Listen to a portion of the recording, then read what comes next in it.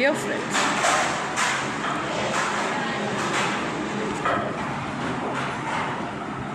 శత్రుశేషం అని ఉంటుంది.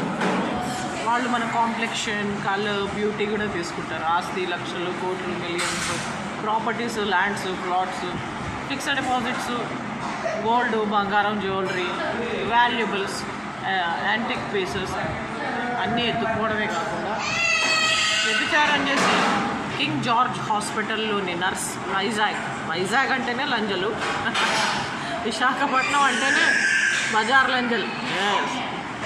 So Visakhapatnam King George హాస్పిటల్లో నర్సుగా పనిచేసే ఒక లంజ జ్యోతి, అది ఒక ప్లాట్ ఎత్తుకుపోయి మళ్ళీ మా హస్బెండ్ నా పేరు మీద ఏదో ఫిక్స్డ్ డిపాజిట్, స్మాల్ టైనీ, నా చెప్పులంతా కూడా కాదు, నా చెప్పులకున్న మట్టి అంతా కూడా కాదు, ఏదో 7,000 రూపాయలు నా పేరు మీద నామినీ పెడితే ఆ 7,000 రూపాయల కోసం కూడా ప్లాట్ ఆల్రెడీ తీసుకొని 1 కోటి రూపాయల ప్లాట్ దొబ్బి మళ్ళీ ఈ 7,000 కూడా దొంగతనం చేసింది.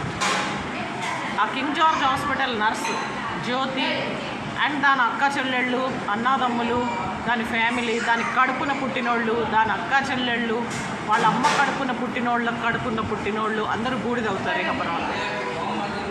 వ్యభిచారం చేసే మాధవి, ఒళ్ళముకునే భారతీ పిల్లల శవాలు కూడా వెళ్తాయి. సరే, ఇలాగే చేశారు ఫ్రెడ్ ఇలియట్ అండ్ కెవిన్. మావి 1,00,000 రూపాయలు తీసుకొని మేము ఆపదలో ఉన్నాం, ఆదుకోండి, బాధలో ఉన్నాం, మమ్మల్ని కొంచెం హెల్ప్ చేయండి అని 1,00,000 రూపాయలు తీసుకున్నారు. Fred Elliott and Kevin, FIR 1961 of 2020 or 2022.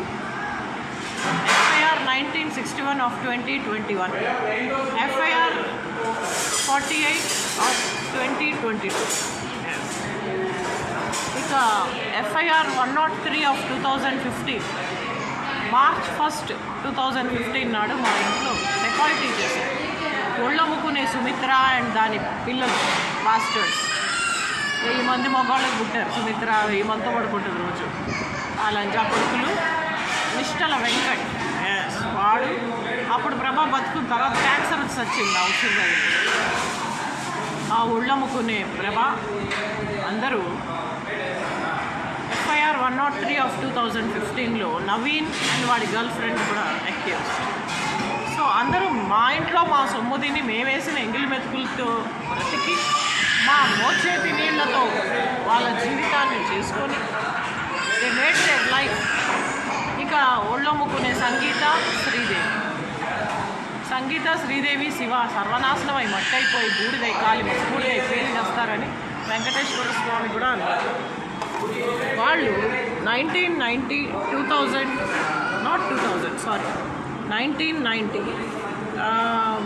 I think it is 1990 December 12th. ఆ రోజు వాళ్ళు నా దగ్గర 10 లక్షల రూపాయలు తీసుకున్నారు. మళ్ళీ ఇస్తామని ప్రామిస్తో, కానీ వాళ్ళు కూడా సమూలంగా నాశనం అవుతారు. సీతా మనోహరి అండ్ దాని కొడుకులు వాళ్ళు కూడా మళ్ళీ ఇస్తామని లక్షలు తీసుకొని నాతో సంతకాలు కూడా చేయించుకొని ఇవ్వలేదు.